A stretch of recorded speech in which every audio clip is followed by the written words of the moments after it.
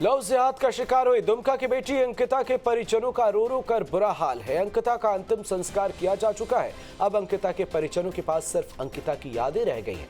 हमारे संवाददाता विकास कुमार से खास बातचीत की अंकिता के परिजनों ने और अंकिता के हत्यारे शाहरुख के लिए कानून से फांसी की सजा की मांग की है। और क्या कुछ कहा है अंकिता के परिजनों ने, देखिए हमारी इस खास रिपोर्ट।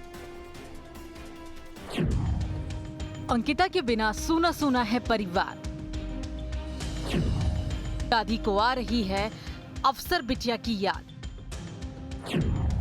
प्रशासन ने भी दिखाई थी बेरुखी, खुद ले जाना पड़ा था अस्पताल। अंकिता के हत्यारे के लिए फांसी की सजा मांग कर रहा परिवार।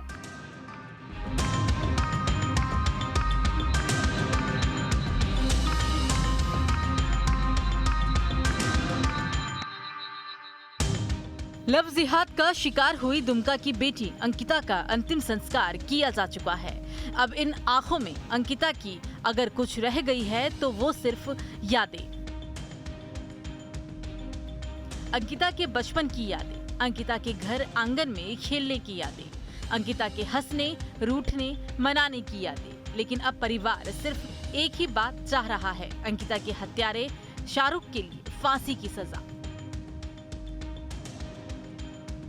न्यूज स्टेट बिहार झारखंड से अंकिता के परिवार वालों ने बातचीत में बिटिया के जीवन से जुड़ी हर बात बताई। अंकिता के दादा तो अंकिता का नाम मुंह पर आते ही फफक कर रो पड़ते हैं और टूटी फूटी आवाज में क्या कुछ बताते हैं आप खुद ही सुने। इंटर क्लास में पढ़ रही थी, मैट्रिक फर्स्ट डिवीजन पास किया था। उसको अफसर पढ़ के अफसर बनने के स्वाब लेता था। झारखंड सरकार तरफ से कोई निजाम नहीं। हॉस्पिटल गया, वहाँ एसी नहीं, कुछ नहीं। सुनील सोरेन MP बेचारा आया, वही हमको हम लोगों को रांची भेजा, एम्बुलेंस दिया, बहुत मदद किया। क्या झारखंड सरकार कोई मदद नहीं की?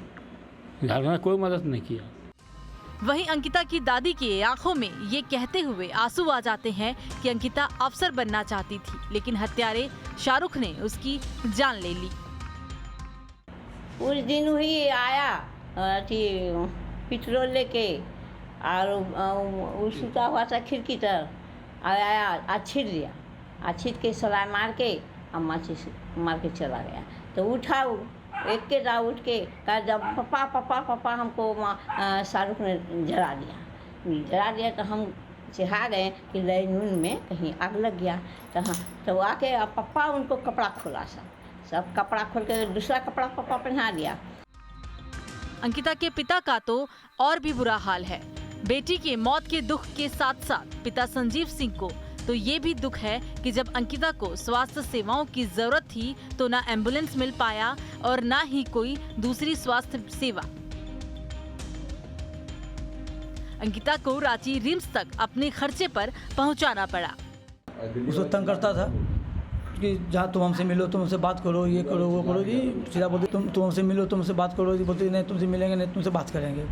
तो इस 22 तारीख को 8 बजे रात में वो धमकी दिया कि तुम अगर हमसे नहीं मिलती हो, नहीं बात करती हो, तुम उसको जान मार देंगे। तो 23 तारीख को 4:30 बजे सुबह, 23/8 को 4 बजे सुबह में उसको पेट्रोल खिड़की में सोई थी अपना रूम में। एक खिड़की बंद था, एक खिड़की खुला था। बस उसी बीच में वो आया 4:30 बजे सुबह, दरवाजा धक्का मारा खिड़की को, एक खिड़की खुला था, खिड़की खुल गया, उसका पेट्रोल छिटा। वहीं अंकिता के पड़ोस के रहने वाले लोगों ने भी अंकिता के हत्यारे के लिए फांसी की सजा की मांग की है। और ये नाजायज ही है। नाजायज के सिवाय इसको जायज तो कभी कोई कह ही नहीं सकता है।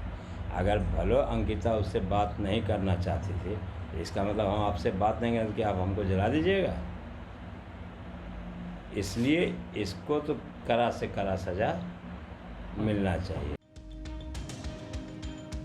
बहरहाल लव जिहाद की शिकार हुई अंकिता का अंतिम संस्कार किया जा चुका है। अब परिवार के पास अंकिता के सिर्फ यादें ही रह गई है और आंखों में सिर्फ अंकिता के हत्यारे को फांसी पर चढ़ने की ख्वाहिश रह गई है। विकास कुमार, दुमका, न्यूज स्टेट, बिहार झारखंड।